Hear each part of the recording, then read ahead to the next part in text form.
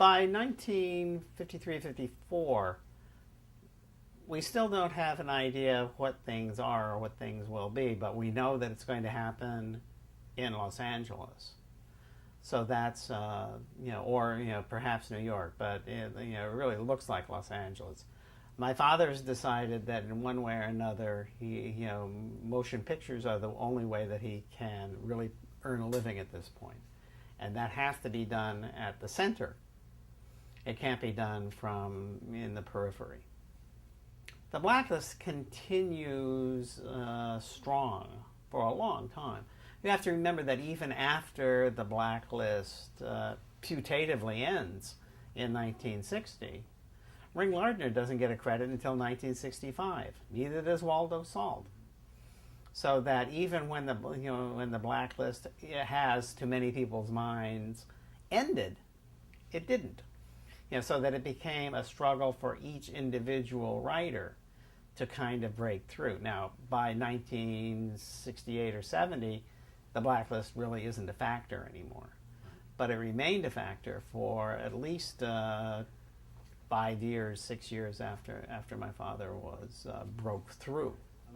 Los Angeles is the center of the movie business, and that's where you go. So that's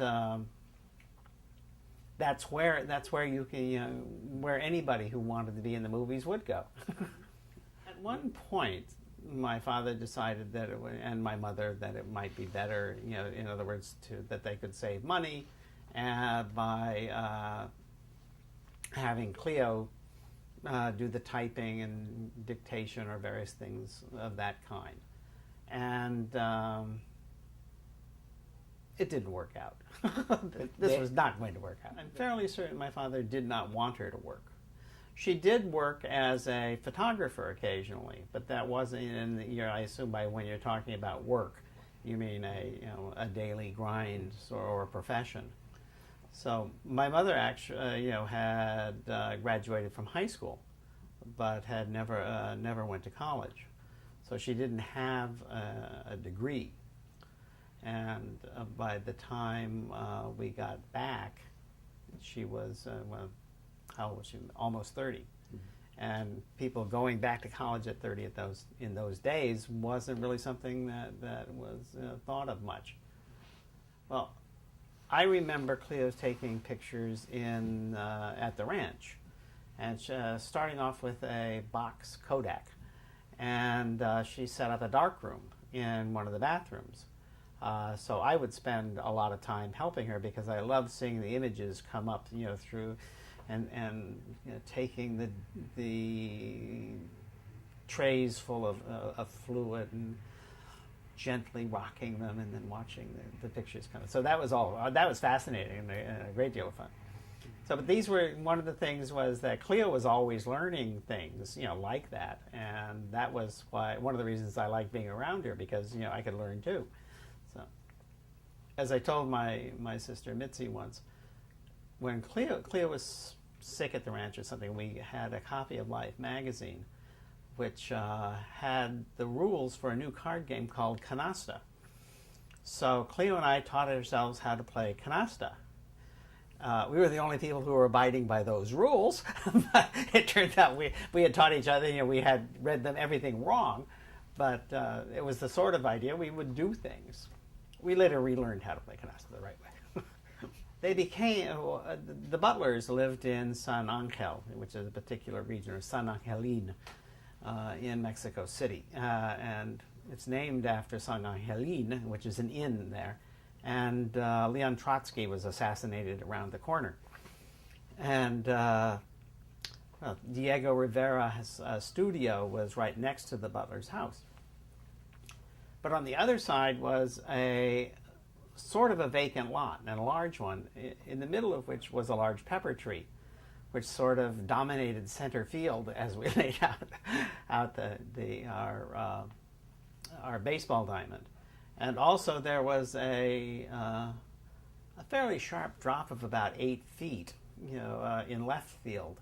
So there were various obstacles that had to be negotiated. But it was there. Somebody, and I think it was probably Ian Hunter, decided this is a baseball field.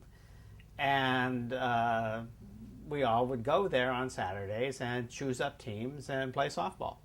You know, adults and children. My father went once, so, as an indication of his interest in athletics. So that was the.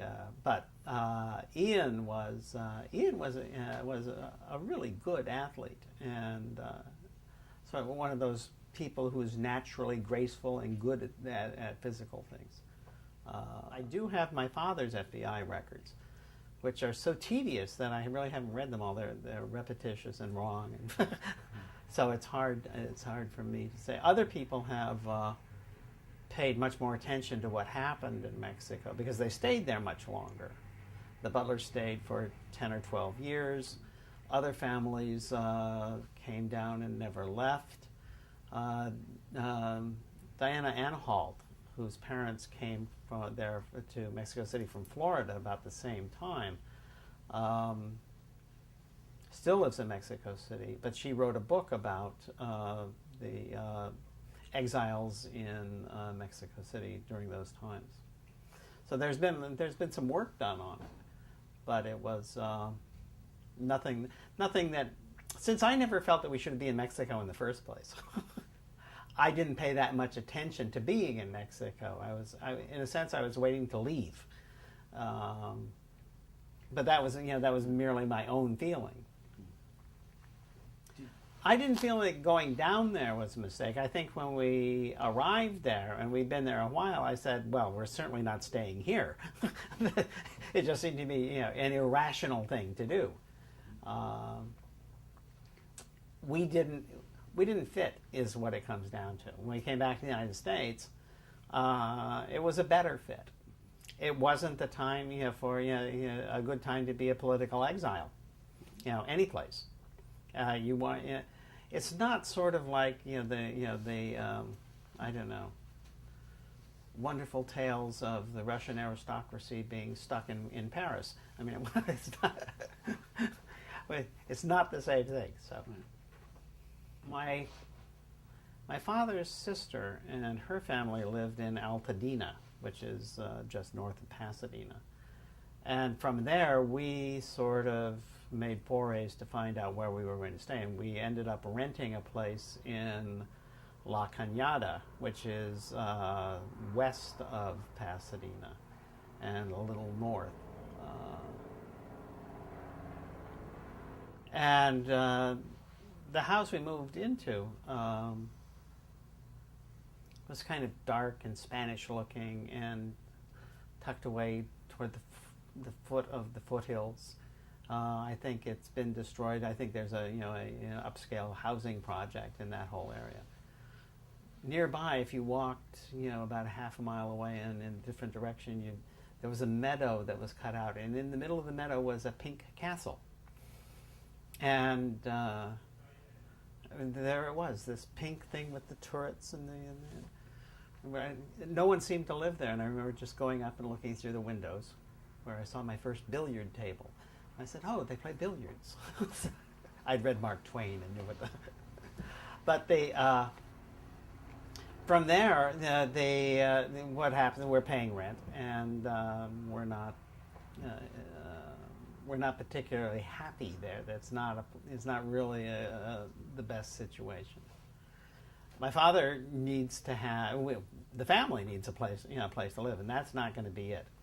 So through the King brothers, we end up with a house in Highland Park, which is a community north of downtown Los Angeles, bordered by South Pasadena on the east and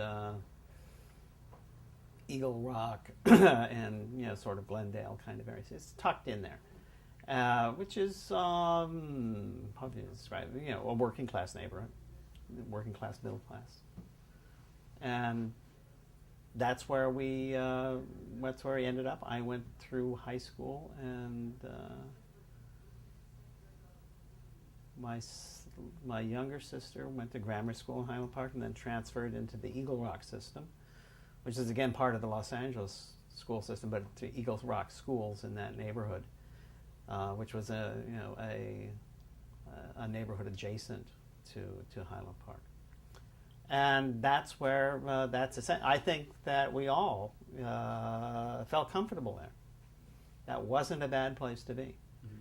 And it was also sort of, we had bought the place, or were, in the process of paying it off.